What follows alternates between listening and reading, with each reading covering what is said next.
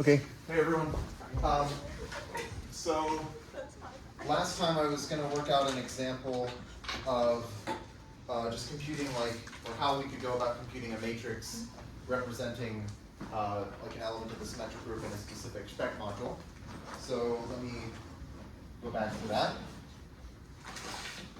Okay, so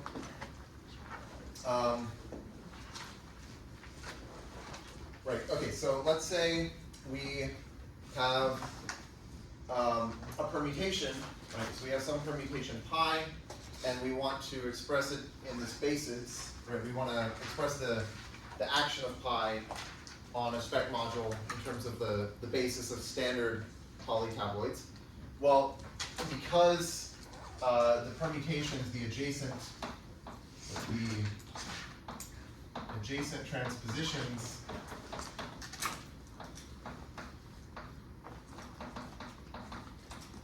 so the transpositions of the form like k plus 1, those generate Sn. So if we want to, so to express or to compute a matrix representing some permutation pi in Sn in the standard basis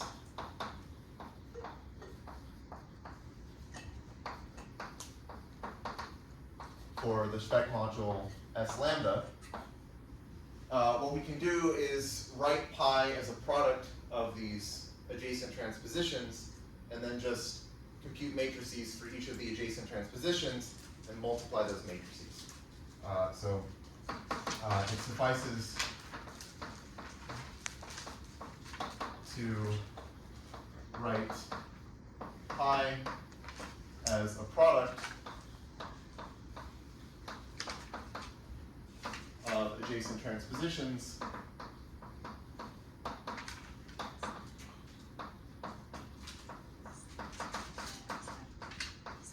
and multiply the matrices for those transpositions.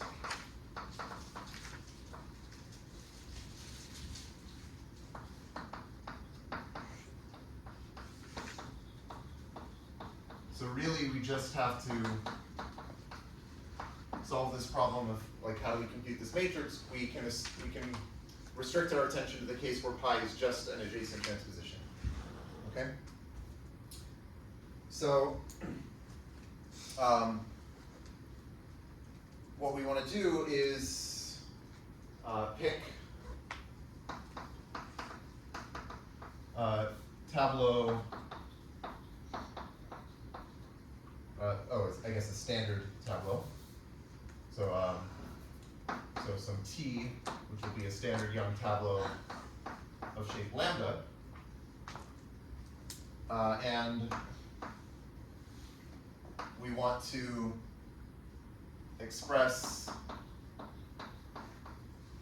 I'll write it as k plus 1 applied to T, or so not T, ET. Right? So ET is the basis vector.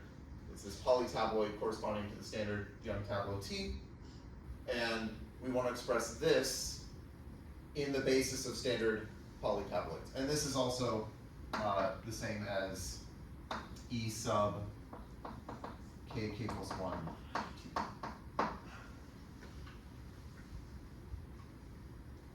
So, okay, there are three cases for what can happen here. Okay, so three cases. Okay, maybe I won't do it here.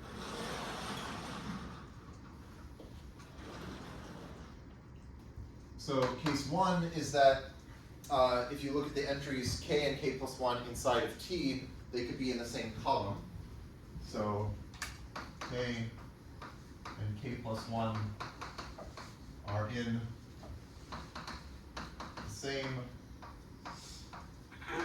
column of t. In this case, it's easy because then if you think about, okay, what is the transposition swapping k and k plus 1?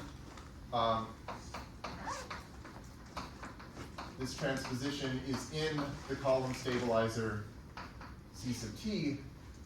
So we've seen that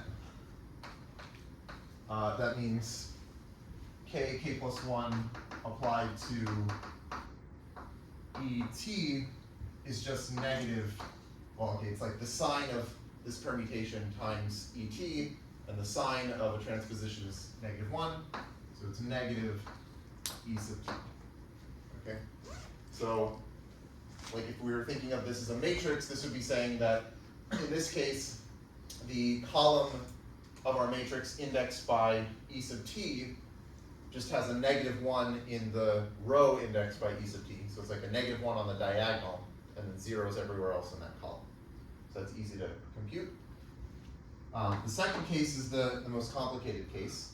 So if this is if they're in the same row. So suppose k and k plus 1 are in the same row of t.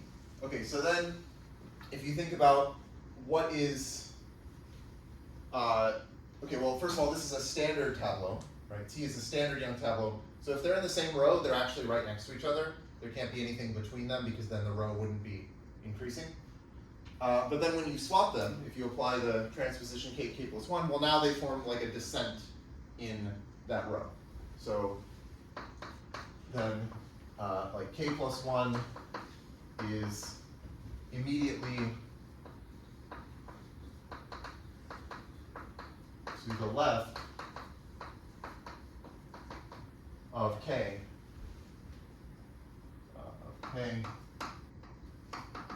in this tableau k plus 1 t. So we get a descent.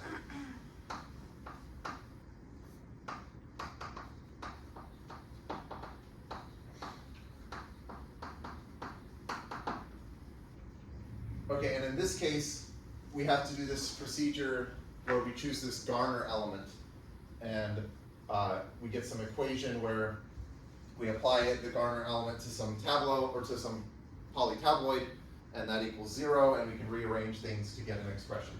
So, okay, I'll work out an example of this, but for now I'll just say, like, if you do this this Garner element thing, what you'll find is that k plus 1 applied to et is just et plus or minus like other standard polytabloids. So, well, okay, maybe I'll just write it as like plus some signed sum of e sub t primes for where like this tabloid for t prime, or okay, maybe I'll say the tabloid for t is dominated by the tabloid for t prime. Right, so we have like just a bunch of these t primes, and we get their standard polytabloids, and we have some signed sum of them. Okay, so we'll work out an example of this with an explicit Garner element. But there's the third case, which is also not that bad. And this is if k and k plus 1, okay, so suppose k and k plus 1 are not in the same row or column.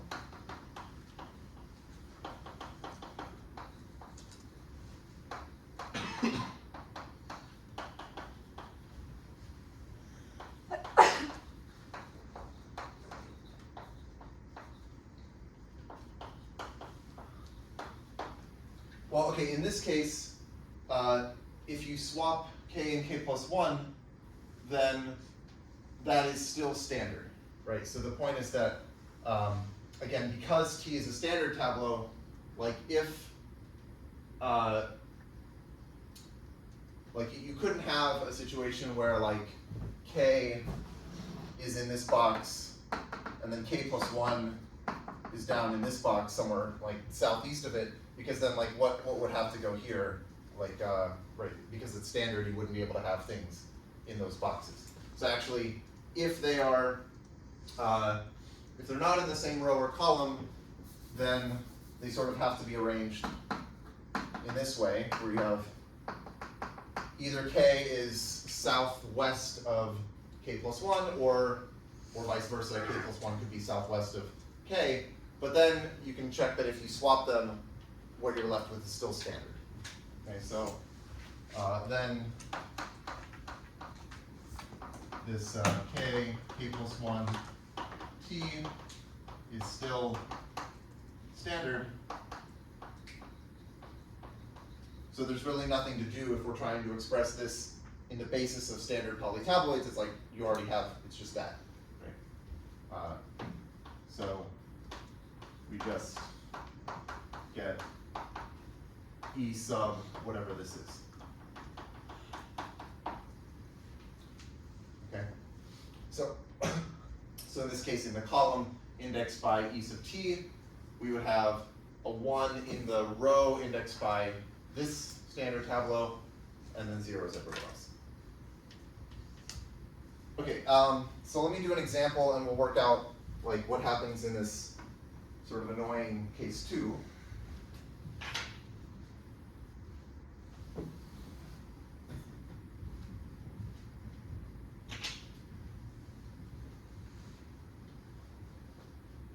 So, example, let's take n to be 3 and take lambda to be the partition 2, 1.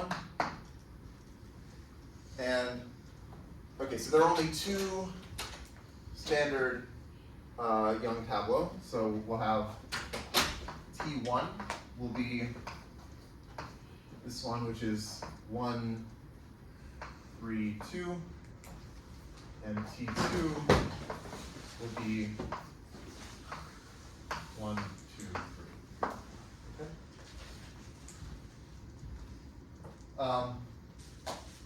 Oh, and we've chosen this so that note that bracket T2 is dominated by bracket T1, because if we get a, right, so remember how we compute the dominance order for these tabloids.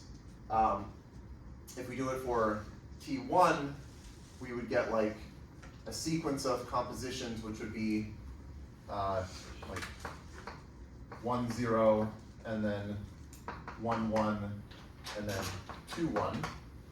And over here we would get a sequence of compositions which are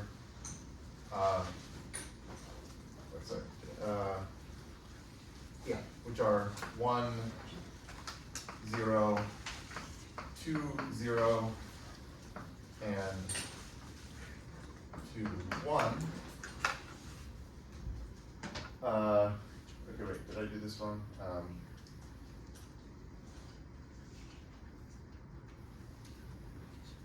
Okay, now I'm confused.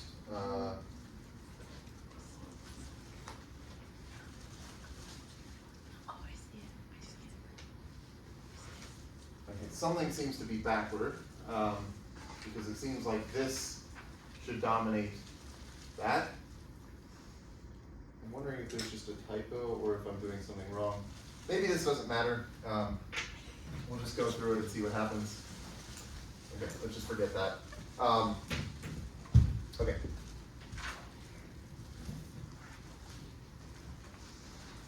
Okay, so let's see. If I take the transposition that swaps 1 and 2, so let's say I do 1, 2 applied to E sub T1. Okay. So this is going to be the so this is the polytabloid where I'm taking T1 and I am okay, well, it ends up being this. It's like this tabloid with 2, 3, and 1 because that's where I've swapped 1 and 2. But then I also need the minus sign with this one. 1, 2, and 3. Right, so this is because, again, like if you just, this should be E sub the transposition 1, 2 applied to T1, which would be like 2, 3, and 1, so that's this. But then if I'm doing the polytabloid, I have to take this sign sum, so where I'm like summing over permutations that fix the columns, or that permute the columns. So I should also get the one where I like swap the 1 and the 2 back to get this, but with a minus sign. Okay. And this is just negative E sub T1, and right, so this agrees with what we had over here in this case, because we're just saying if K and K plus 1 are in the same column, then we should just get a minus sign, and here 1 and 2 were in the same column, so we get a minus sign. Okay.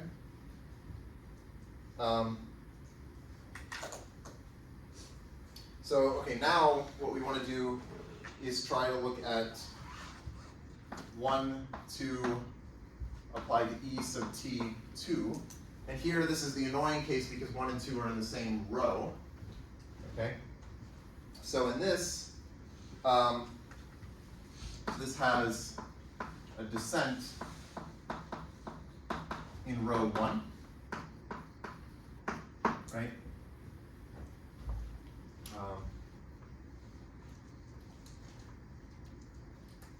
Yeah, so this has a descent in row 1. So we can take, if we're computing this Garner element, we're going to take A to be, okay, so I should say this is, what is this?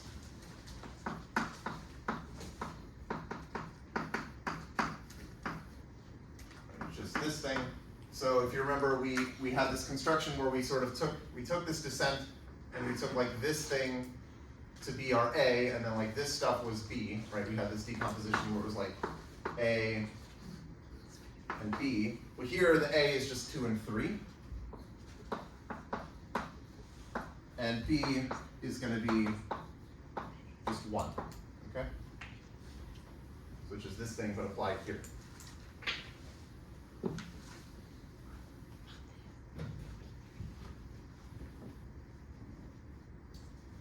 So then if we compute this Garner element, okay, what do we want to do?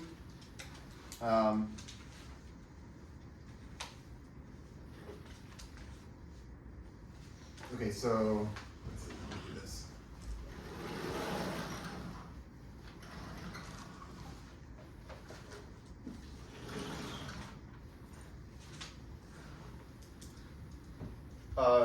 So we can have, okay, so I'm going to claim that G sub AB will be the identity minus the transposition swapping 1 and 2 plus the cycle 1, 3, 2. Okay, and this is because if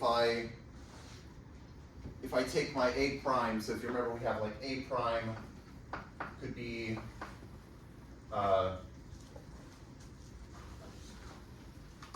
1, 2, and B prime could be 3. If we do this choice, then I want to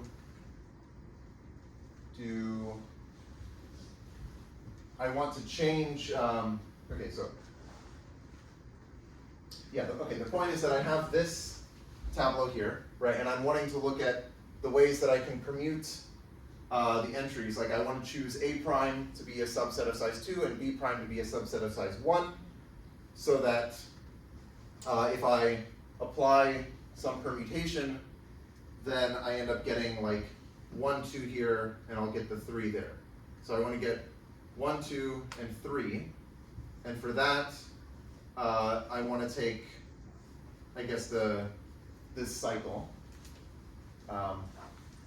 So like 1, 3, 2 applied to this tableau 2, 3, 1 is going to be, right, so 1 should go to 3, 2 should go to 1, and 3 should go to 2. Right, so, okay, so the point is if I choose my A prime to be 1, 2, and I choose B prime to be 3, I want to construct this tableau which has like 1, 2, and 3. And so I want to do that by applying some permutation to this tableau here. And that permutation needs to be this 3 cycle. So that's why I have the 1, 3, 2 here. And it has a plus sign because this is an even permutation. Right? The sign is 1, or yeah, plus 1. If I were to choose instead A prime to be 1, 3, and I chose B prime to be 2, okay, then I want some permutation applied to this tableau to be 1, 3, and 2. Okay, and so for that, I want to swap the 1 and the 2. So for this one, I'm going to get the transposition that swaps 1 and 2. And that's why I have a 1, 2 in my Garner element with a negative sign because transposition has sign -1. And then the last choice for my A prime is if I choose it to be 2, 3, and B prime is 1.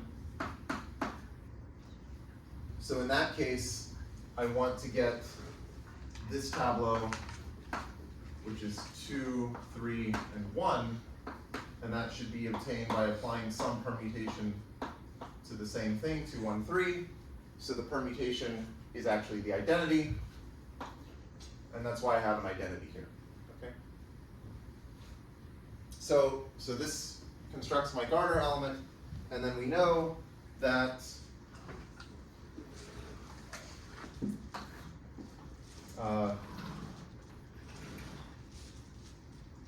well, we know that if we apply G sub AB to this polytabloid E sub, this thing, then we should get 0. So what that ends up giving us is E sub this thing, 1, 2 applied to T2, minus E sub 1, 2 applied to this. Well, 1, 2 applied to 1, 2, T2 is just T2. So I just get a T2 here. And then I want plus this applied to this E sub 1, 2, T2. And that's going to be, okay, what happens if you apply this cycle to this tableau? You should end up getting, I think, T1, because the 1 becomes a 3, which is that. The 2 becomes a 1, which is that. And the 3 becomes a 2. Yeah. So this ends up being E sub T1. Okay. Right, so if you remember, like this is kind of what we wanted, like when we constructed the Garner element, we said what ends up happening is when you apply it to this tableau, you're going to get an identity term, but then you're going to get these other terms which are like things that you already understand sort of by dominance order. And so like here, these are things that we already understand, so we can write, oh, sorry, this is supposed to be 0, that's the point. Right, so the Garner element applied to this polytabloid gives us 0. And so that's just saying that 1, 2 applied to E sub T2, which is what we're trying to compute, that's the same as E sub 1, 2 applied to T2, which according to this is just E sub T2 minus E sub T1.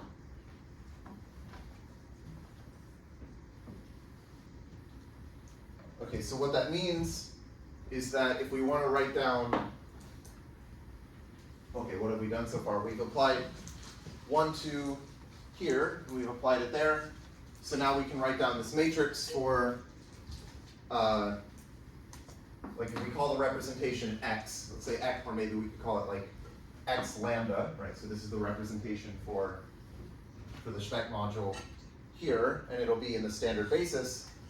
If we want to apply that to the transposition 1, 2, we should get some matrix out of this. And we get the matrix by saying, well, the first column should be what we get by applying 1, 2 to E sub T1, which is just a negative sign here and a 0 here. Okay, so this column is coming from this. And then for the second column, we use this, right? So we're saying if we apply this to the second column, we should get a positive 1 here and a negative 1 here. And so that's our matrix representing this element.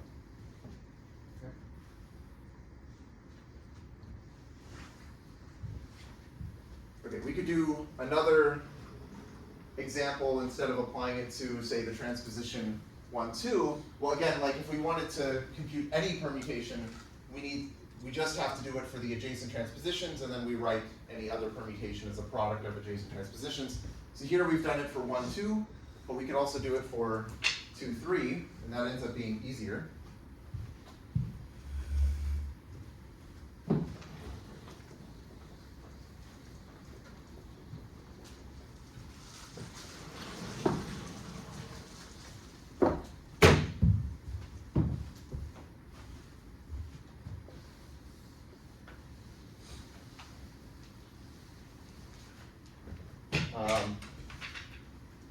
Right, so if we apply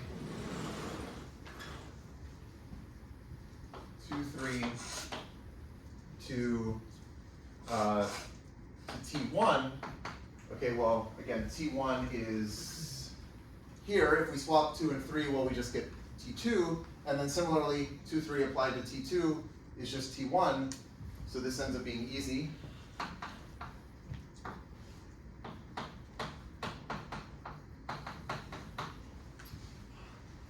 Because now we just say, well, like 2, 3 applied to E sub T1 is just going to be E sub T2.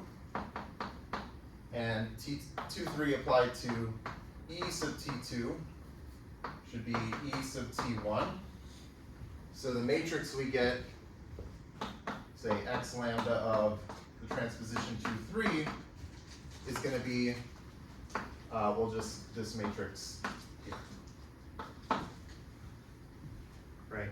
Because the first column is coming from here, the second column is coming from here, right? So now the point is, if you wanted to construct, like, say you wanted to define x lambda of like a 3 cycle, well, you just write that 3 cycle as a product of 2 adjacent transpositions, and then you multiply these matrices. Okay, I mean, we could even do that. We could just say, like, what is x lambda of the cycle sending 1 to 2, 2 to 3, and 3 back to 1? Well, you can write this cycle as 1, 2 times 2, 3. And then this is supposed to be x lambda of 1, 2 times x lambda of 2, 3, and we already know what these matrices are, so then you just multiply those. So you would get negative 1, 0, 1 times 0, 1, 1, 0, right? And okay, what is this? We're going to get negative 1 and negative 1 here. And then 1, and then 0, assuming I didn't make a mistake there.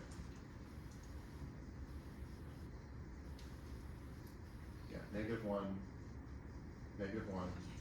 1, and yeah, 0. Okay. Okay, so that's the example. Right, so I think now what I'm going to do is talk about what's called the branching rule. So the idea is, I mean, one of the nice things about the symmetric group is that there's not just one symmetric group, there are a lot of them. like there's one for every in. And they kind of fit together nicely. Like for example, you can think of S sub n minus 1 as naturally sitting inside of S sub n. It's just like the permutations that don't touch the number n. And so you actually have this whole tower of symmetric groups. S1 is contained in S2, is contained in S3, and so on. And you can try to see how this containment of symmetric groups plays with the representation theory. Okay.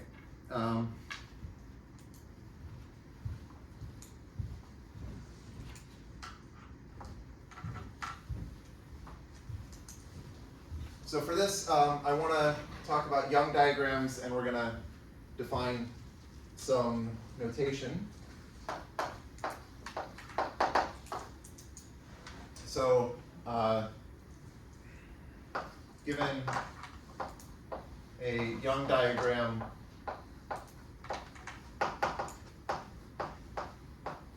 lambda, we're going to say an inner corner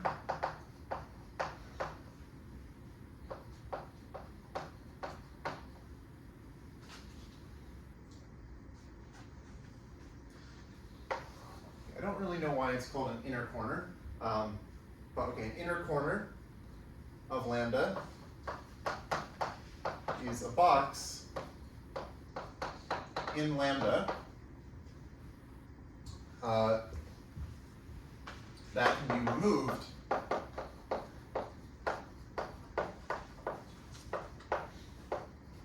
to yield another Young diagram.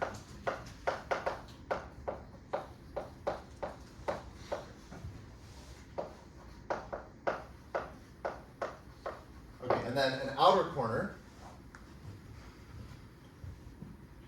Oh, okay, maybe I kind of get inner. Okay, and now I sort of see why it's inner and outer. Yeah, well, okay, I'll explain why I was confused. Okay, but anyway, an outer corner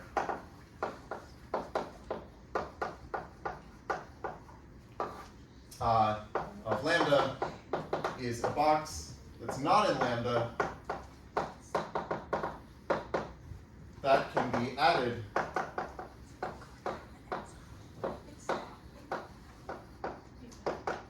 to lambda to get to yield a Young diagram.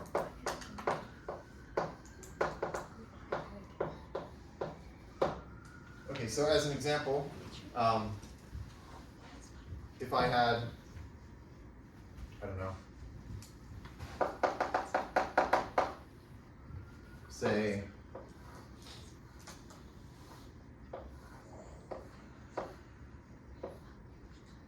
something like this. Okay, so that's a Young diagram. Let's say this is my lambda. Then the inner corners are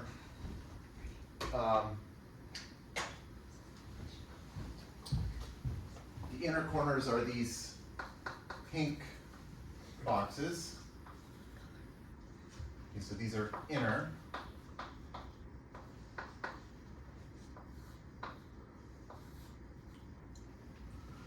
And then the outer corners would be these orange boxes.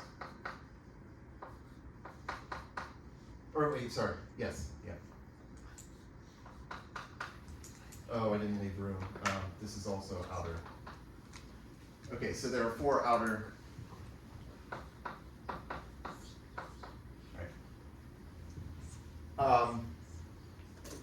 Okay, yeah, so I was, like, to me, I kind of like think of these as like pointing out, right? It's sort of like the outer corners, and these are kind of like nestled in. So like I think of, like my thought would be that, like, you know, if you've got a Young diagram that looks like this is kind of an inner corner because it's kind of like nestled inside, and like this is sort of an outer corner because it's like pointing out. But I kind of get it because, like, okay, inner, it's like actually in the Young diagram, and outer is like not actually in, it's outside of the Young diagram, but if you add it in, then you get a Young diagram. Okay, so now I see why it makes sense. Usually I just call the inner corners, I just call those the corners, and then I don't really have a name for the outer corners, but I guess this makes sense. Okay.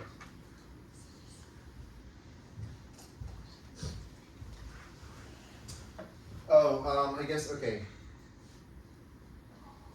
So maybe a nice notation that we could use is like write lambda minus for a Young diagram obtained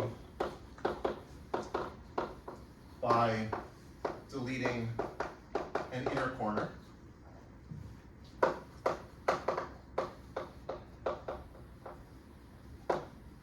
And write lambda plus for a Young diagram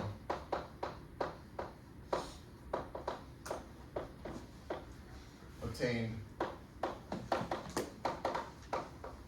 by adding an outer corner.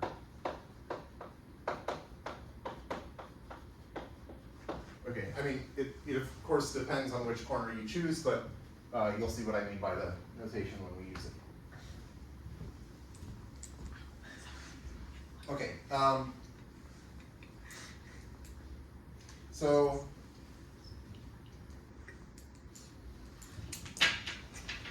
let me state an easy enumerative result.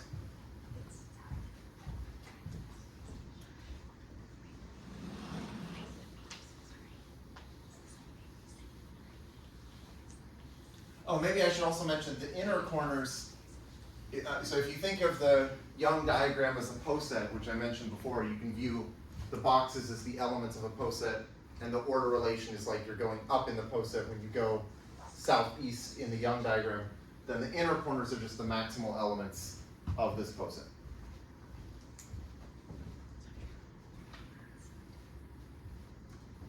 Okay. So a basic lemma is that f lambda, so remember f lambda was the notation for the number of standard Young tableau of shape lambda, right? So this was the number of standard Young tableau of shape lambda was this f lambda. Well, we can write this as the sum over all lambda minus of f lambda minus. Right, so by this I mean you take the sum over all of the Young diagrams that you can obtain by deleting an inner corner, and just take for each one the number of standard Young tableau of that. Okay, well, why is this the case? Well,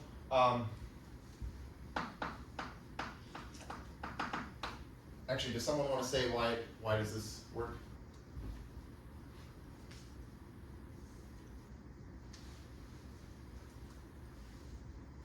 Yes. If you like just think of like the standard Young tableau of like 1 through n, and then you just like add n at where like one of the inner corners used to be, then like it should still be standard. Right, yeah. Yeah, so basically you're just saying that like this is counting standard Young tableau of size n.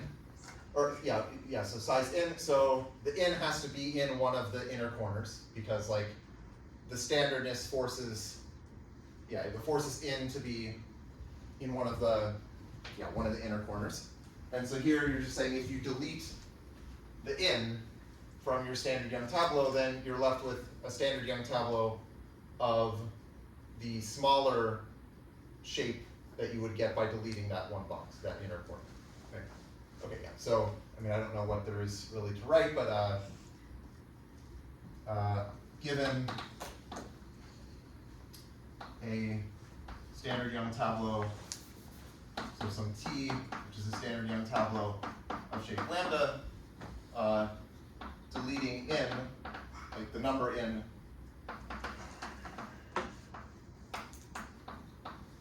and the box containing it,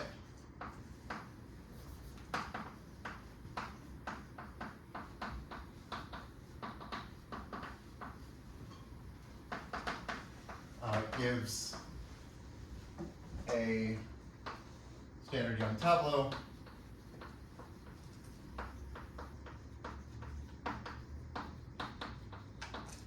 of some shape lambda minus, and by some shape I mean, okay, like one of these partitions that we can get by deleting an inner corner, we get a standard Young tableau. And it's a bijection because like every, well, yeah, right, yeah. If you're given one of these, like lambda is fixed, and if you're given one of these standard Young tableau of one of these smaller shapes, then you know which box you have to add in, and you have to add into that box to recover the original standard Young tableau.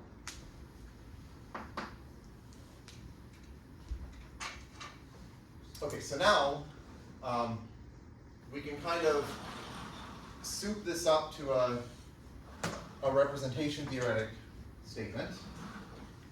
Right, this is sort of a purely enumerative statement.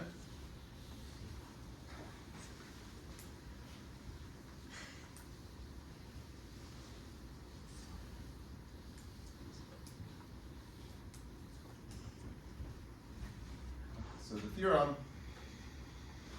which is called the branching rule,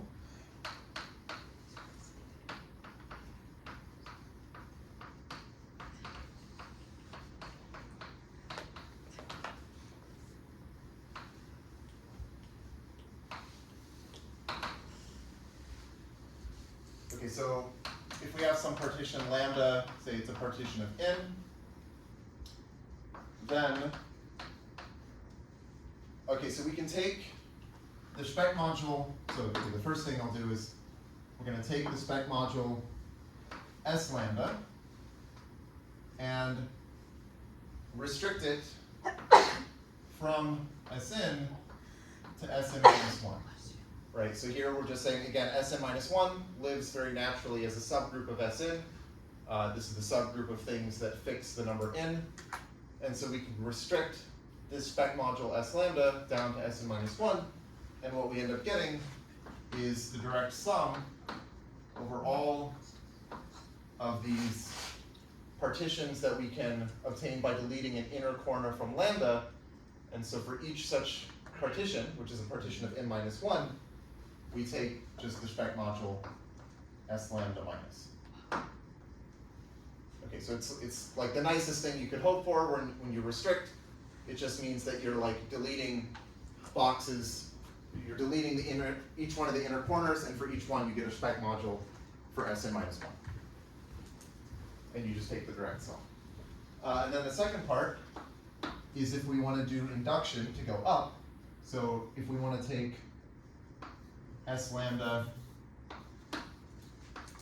and induce it from a representation of Sn to a representation of Sn plus 1, this is going to be, maybe I should say isomorphic to the direct sum over all of the partitions that we can get by adding one of the outer corners to lambda of just, again, the spec module S lambda plus.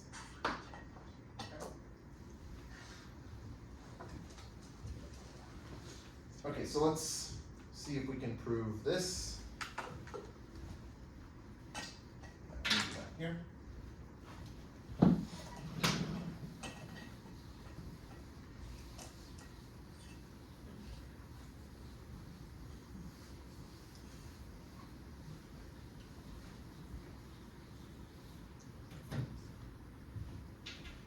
Okay, so let's okay,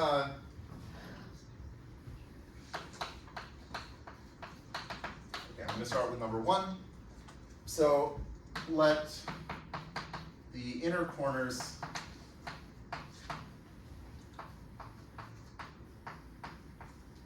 of lambda appear, so they appear in some rows. Let's say they appear in rows R1 less than R2 less than less than RK.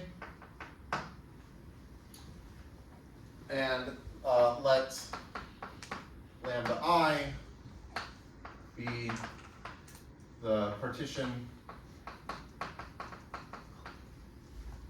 obtained by deleting the inner corner in row R sub I.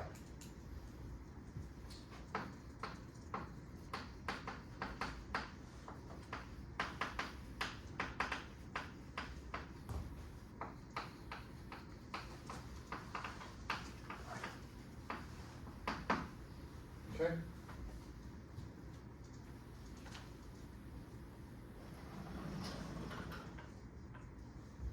Oh, I guess also, okay,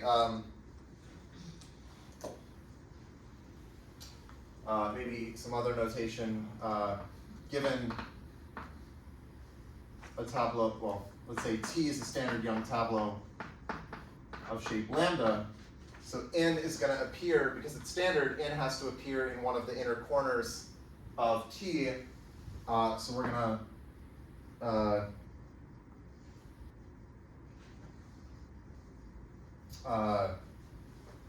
say, okay, it's kind of weird notation, say n appears in the inner corner in row R sub I,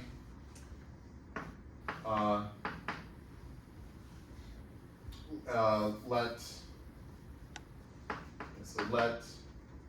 Ti be the tableau. So this will be a standard Young tableau of shape lambda I, and this is what we get by deleting n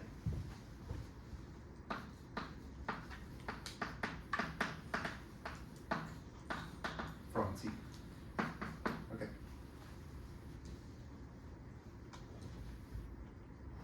Okay, so sort of a standard fact that I'm going to use is if we have any group, like this isn't necessarily just the symmetric group, but if you have any group G and a module V, so given a G module V and a submodule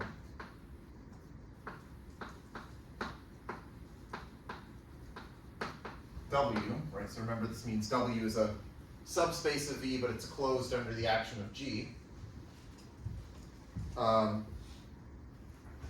Then V is isomorphic to the direct sum of this subspace with this quotient V mod W. So this is some quotient space. Yeah, okay, so I'll just use this. So what we want to do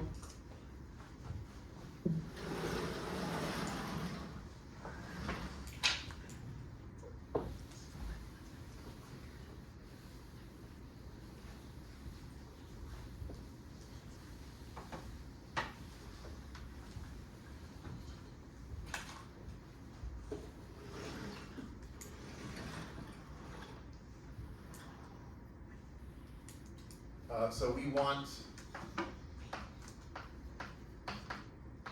a chain of subspaces, which will be like we'll have the zero subspace, which we'll call V0, and we want this to sit inside of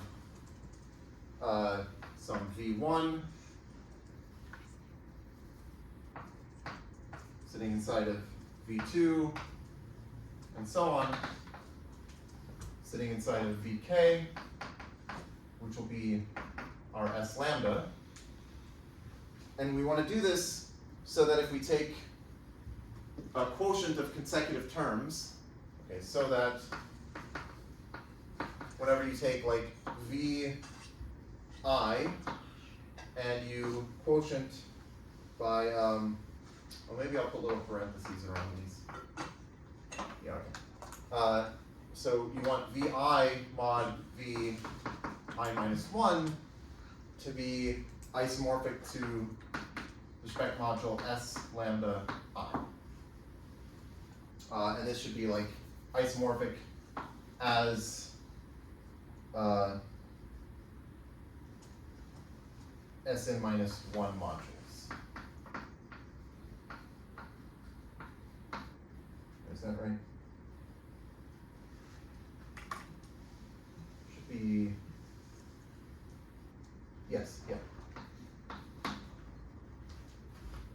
Okay, Right, so I want to construct this chain, because if I have this, then using this fact here, it would follow that just by induction, using this sort of fact just inductively, it would follow that S lambda is isomorphic to the direct sum of these quotients, and the quotients are exactly what I want, right?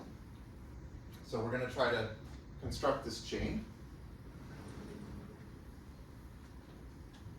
Okay, so the way we'll do this is we're going to let Vi be the vector space spanned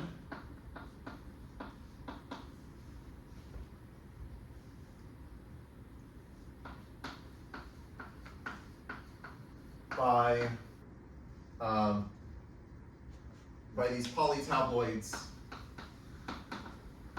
Okay, so we're inside of S lambda, right? S lambda is spanned by the polytabloids. So I want to look at the vector space spanned by polytabloids E sub t such that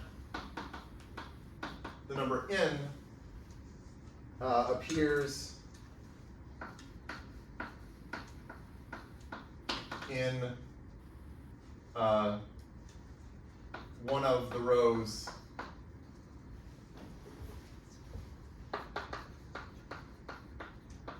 R1 through Ri in T. Okay? Oh, maybe I should say by the standard polytabloids.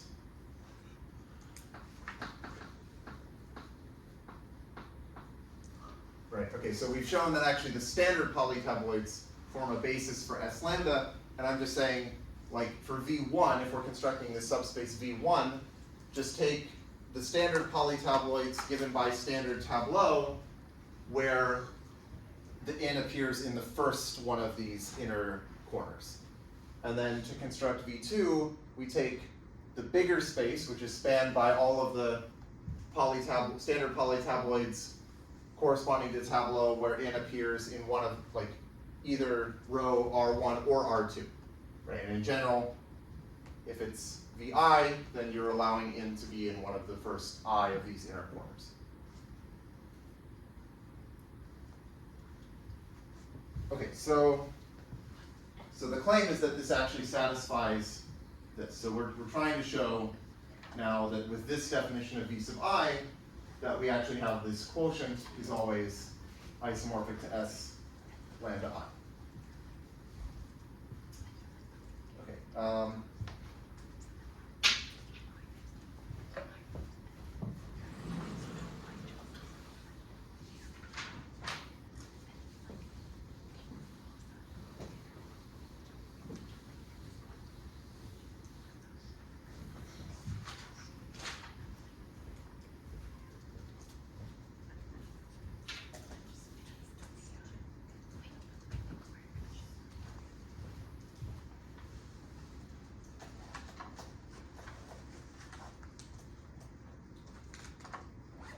Okay, so I want to define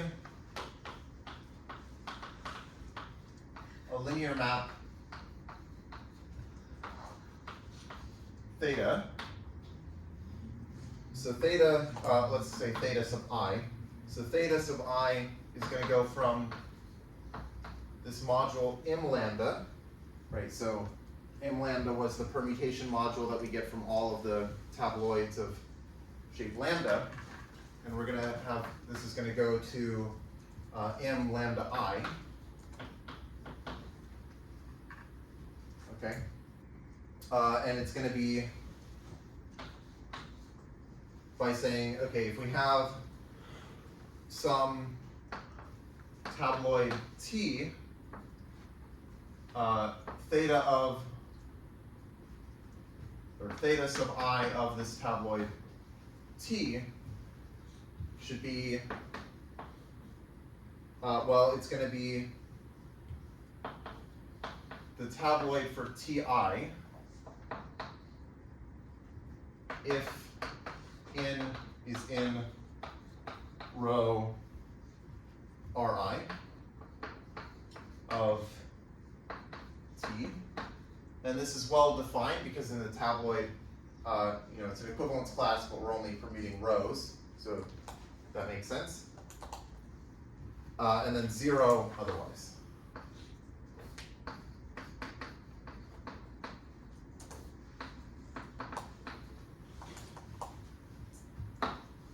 Okay, so we're defining this linear map on M lambda, and we're basically doing it by applying to each one of these tabloids.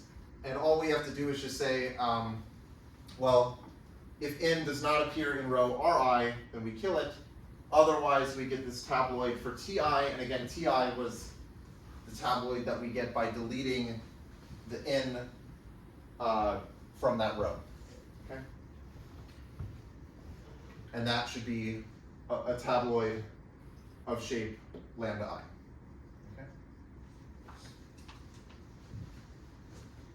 Okay? So okay, it's not hard to check. Okay, so one can check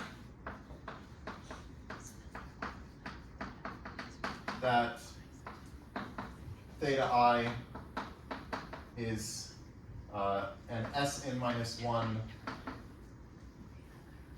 module homomorphism.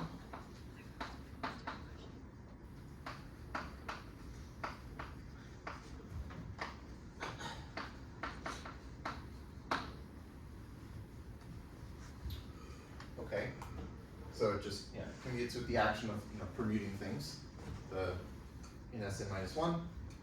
Right, and this makes sense because again, Sn-1 fixes n.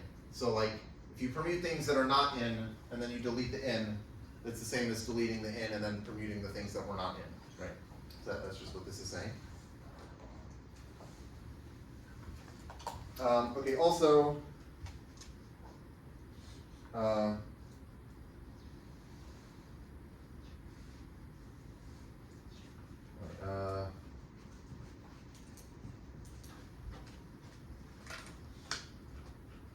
okay, yeah.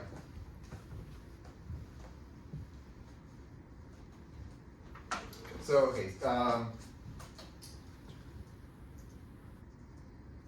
so what this means is if we apply theta I to all of Vi, what are we going to get?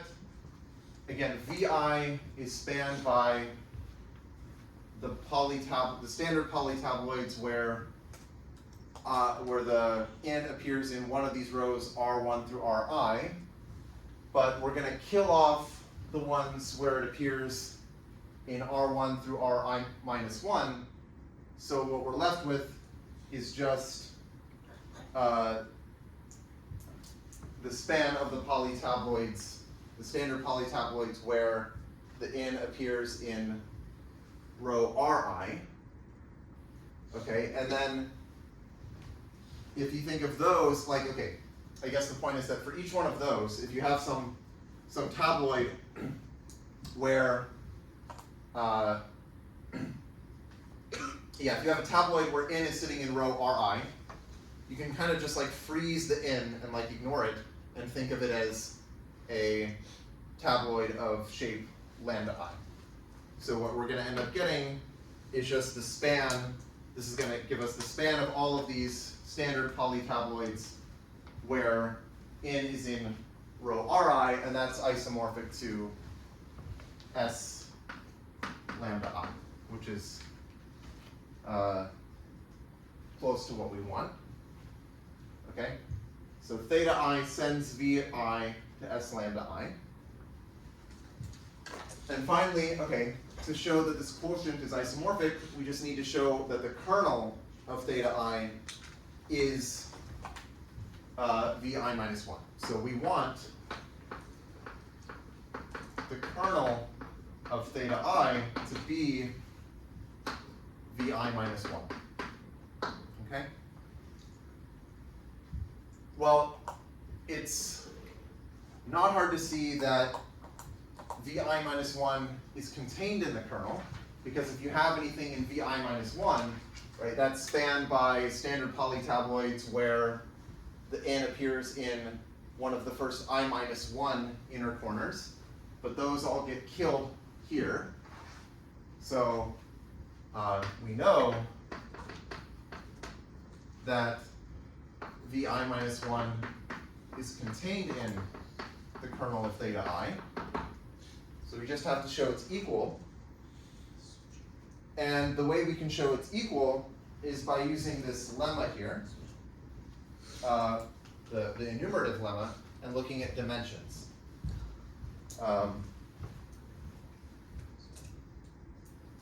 Right, so maybe the way I want to do this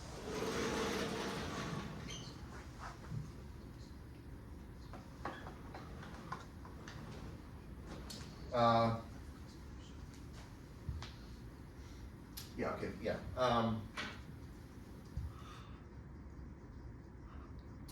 So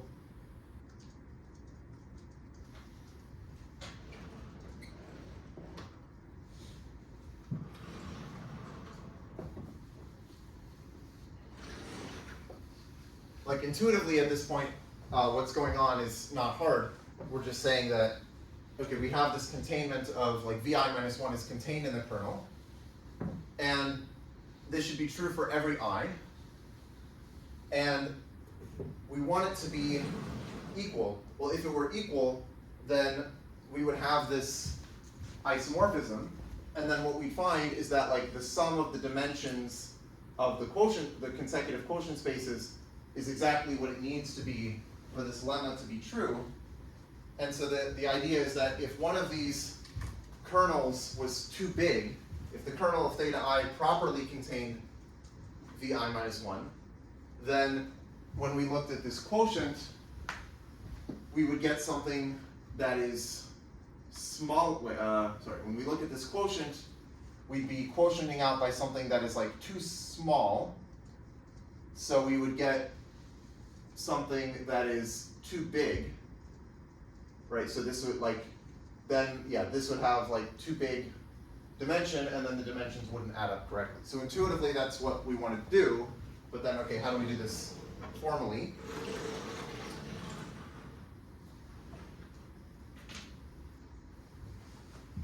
We want to say, consider this chain. So we have the 0 subspace, which is our V0. That is contained in V1, intersect the kernel of theta 1.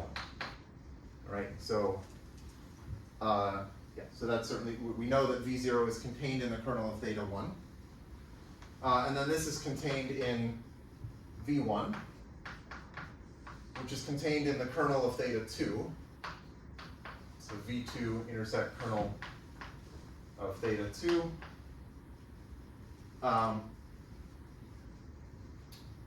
then this is contained in V3, this is contained in V2, and so on, until eventually we get to Vk, which is our S lambda. So then the point is that the dimension of this quotient, where we take Vi mod, okay, let's write this, okay, Vi mod Vi intersect kernel of theta I. Okay, the dimension of this, well, this quotient, right, so this is going to be isomorphic to S lambda I, right, like whatever this is, just because of this, this fact here, if we take the quotient, we're going to get something isomorphic to S lambda I, so the dimension of this should be the dimension of S lambda I, which is F lambda I.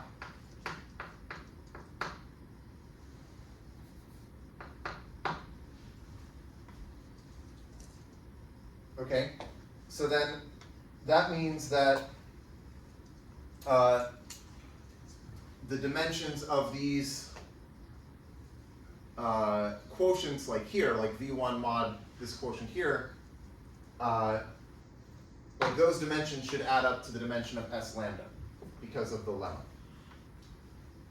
So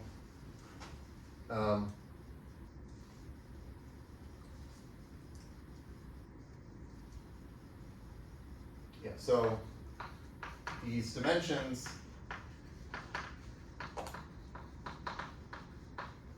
add up to the dimension of S lambda by the lemma,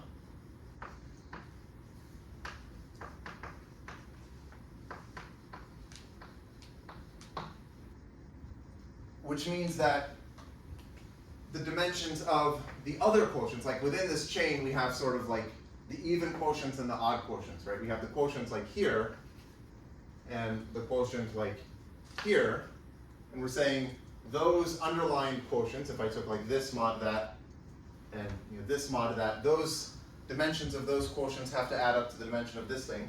But then there's not any room for anything like here, so this quotient, if I took like this thing mod v0, that would just have to be trivial, right? Is that what I'm saying? v2 intersect kernel of theta 2, so this should have to be equal to v1, right? So the quotient has to be trivial. So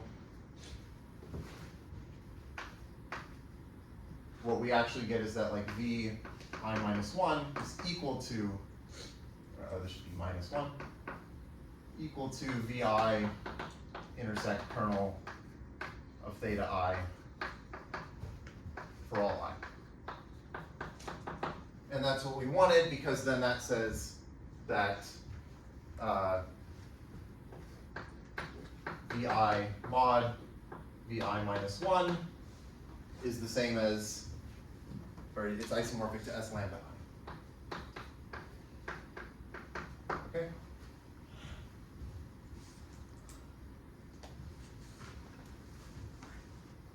Okay, so that proves part 1 of this theorem. The second part is actually not hard if we use Frobenius reciprocity. So what we want to do is use the characters. So maybe I'll do this here.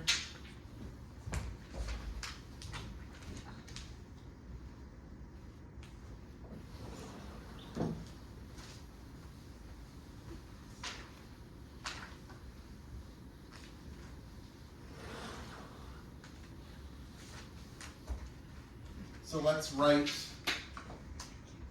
so this is for part 2. We're going to write this induced representation. So S lambda induced from Sn to Sn plus 1.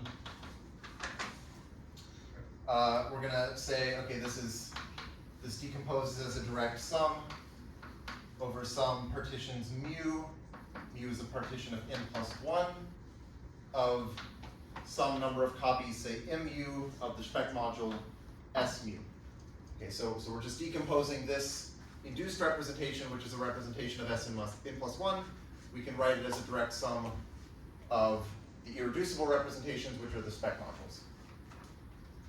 Okay, so then if we take the characters, then we get that, I'll call this chi lambda. So chi lambda induced, so this will be the character of this induced representation. This should just be the sum of these m mu chi mu. So that's the character for S mu. And then we can say, okay, what is m mu? So m mu is the inner product of this, so it's the multiplicity of this, of S mu in this representation. So we should get it by taking the inner product of this character, which is this chi lambda induced thing. Take the inner product with chi mu. Okay, that gives us the multiplicity. But then Frobenius reciprocity says that we can basically move the induction over to the other side and replace it with a restriction. So this should be the same as chi lambda comma chi mu restricted from Sn plus 1 down to Sn. Okay, and then we've just seen how to do the restriction in part 1. So this decomposes as this direct sum of the things that you can get by deleting inner corners from mu. So this will be pi lambda, comma, the sum over mu minus, so all of the partitions that you can get by deleting an inner corner of mu, of chi mu minus. Okay, that just comes from part 1 here. And then the point is that, well, we can break up this sum. Right, we can write this as the sum over mu minus of chi lambda comma chi mu minus. And chi lambda and chi mu minus, those are both irreducible characters of Sn.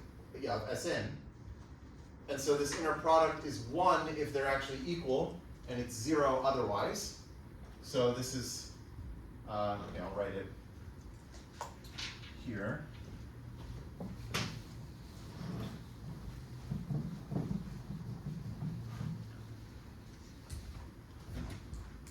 So this thing is equal to the sum over mu minus of delta sub, so this is the Kronecker delta, lambda, comma, mu minus. So it's 1 if they're equal and 0 otherwise. And then, okay, if you just think about what this means, well, so this is saying that lambda can be obtained, right? So this is like 1 if you can get lambda. So this whole sum is going to be 1 if you can get lambda by deleting an inner corner from mu. But that's equivalent to saying that you can get mu by adding an outer corner to lambda, right? So this is 1 if mu is lambda plus, and by that I mean mu can be obtained by adding an outer corner to lambda, and it's 0 otherwise.